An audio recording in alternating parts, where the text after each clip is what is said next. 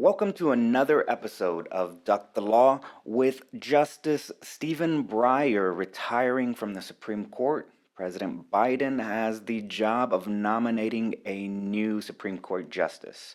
So today we're going to briefly look over the process of that nomination, and then we're going to look at the three top choices on his short list. And in the end, I'm going to give you my prediction for who President Biden's going to nominate to be the next justice of the Supreme Court of the United States. First, let's briefly talk about the process of nominating a new Supreme Court justice.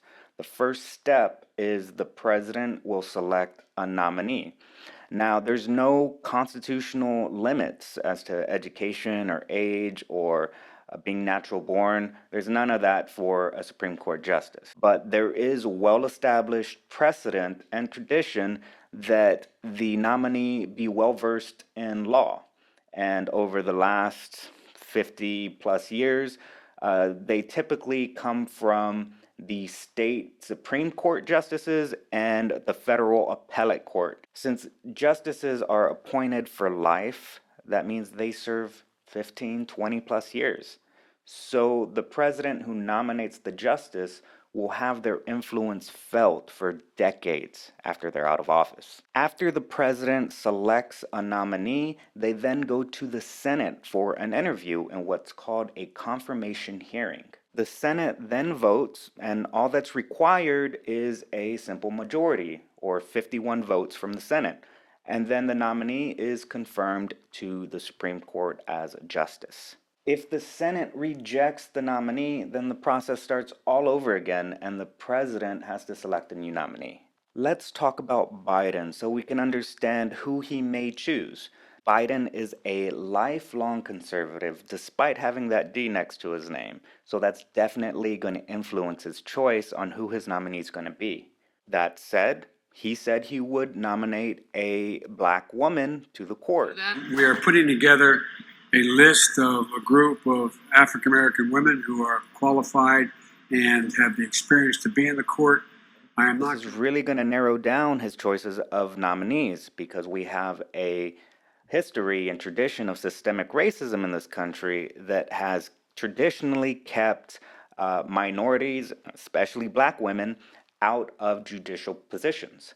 We should not automatically assume that just because Biden's going to choose a black woman, that she won't also be conservative. Let Supreme Court Justice Clarence Thomas crush that fantasy. He's the most conservative justice on the Supreme Court right now. There are conservative minorities in every race and every facet of politics. Now let's take a look at Biden's shortlist. First up, Judge Ketanji Brown Jackson. Judge Jackson was recently appointed to take over for current Attorney General Merrick Garland's former position as an appellate judge. This also required a confirmation hearing from the Senate, which she just recently went through. This is a big deal because it means she was already recently vetted by the Senate. So selecting her would probably be a very smooth process, and the chances of something unexpected coming up are very, very low.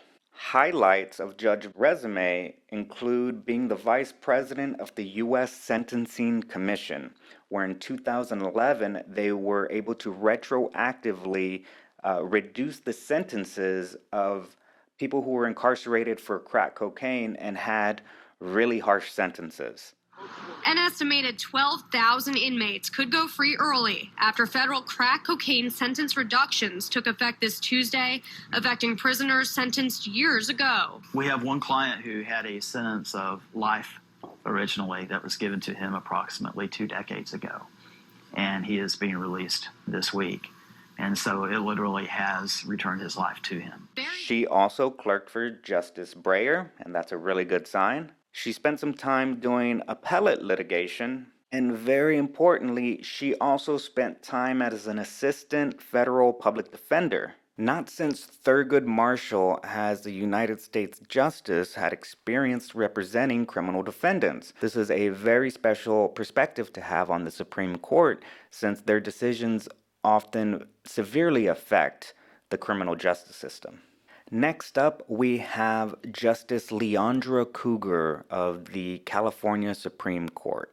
Prior to her appointment to the court in 2015, she worked for the Department of Justice in several high-ranking positions, including the Assistant Deputy Attorney General. She also has a history clerking in the Supreme Court of the United States for Justice John Paul Stevens. And she has a reputation in the California Supreme Court as a moderate incrementalist. Now, I personally don't think this is a very good thing. The problem with this ideology is that it allows for things to go the opposite way. A baby step in the right direction is no match for the ability and willingness of others to take a giant step in the wrong direction.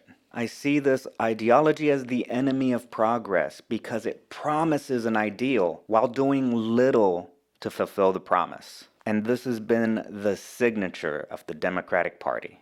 Her past employment with the DOJ and representing the government also shows a strong interest in placing the interests and efficiency of government over the rights of the people. And this is clearly shown when she voted with the conservatives in the case People versus Buza, where it further deteriorated the Fourth Amendment. Last but not least, we have Judge J. Michelle Childs. Judge Childs is a federal district court judge from South Carolina, and she was appointed by President Barack Obama.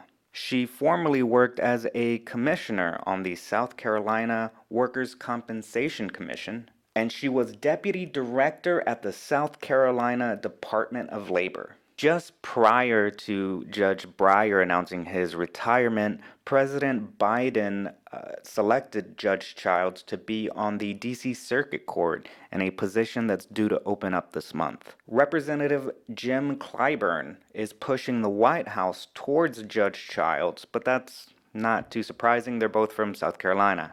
Judge Childs also has Republicans like Lindsey Graham pushing the White House to send her for confirmation. I find this a little suspicious, but Republicans liking Judge Childs would be more reason for Biden to want to send her for confirmation, because that bipartisan support would likely mean an easy confirmation. Here's my prediction. Biden is a conservative, so naturally the justice that would best carry on his legacy would be another conservative. That said, my prediction is that Biden will choose Justice Leandra Cougar to be the next Supreme Court nominee. She has the same surface level appeal to liberals that Biden does, but like Biden, her foundations are conservative. Justice Cougar would also be a fairly even replacement for Justice Breyer. I see them voting similarly on similar topics. And this would also be in keeping with Biden's corn pop ideology. And Corn Pop was a bad dude, and he ran a bunch of bad boys. If Justice Cougar was confirmed as the next justice to the Supreme Court, I don't see much changing from how they are now. Both Justice Cougar and Justice Breyer are pretty evenly matched. Even though Judge Jackson was recently confirmed by the Supreme Court, and she would probably be fairly easy to appoint, she is much more liberal than Biden is. He approves of her as an appellate court judge, but I think he's going to want to go more conservative for his Supreme Court pick. Judge Jackson's role in reducing sentences for drug offenders is a sharp contrast to Biden's position on drugs and crime and punishment. And it's a sharp contrast to Biden's previous legislation in the 90s with his crime bill. And you take back the streets, buy more cops, more prisons. The truth is, every major crime bill since 1976 that's come out of this Congress, every minor crime bill has had the name of the Democratic senator from the state of Delaware, Joe Biden, on that bill.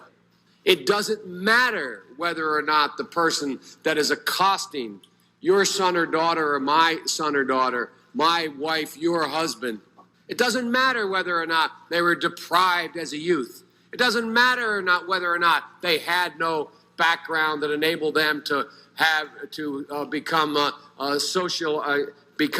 socialized into the fabric of society. Unless we do something about that cadre of young people, tens of thousands of them, born out of wedlock, without parents, without supervision, without any structure, without any conscience developing, because they literally have not been socialized.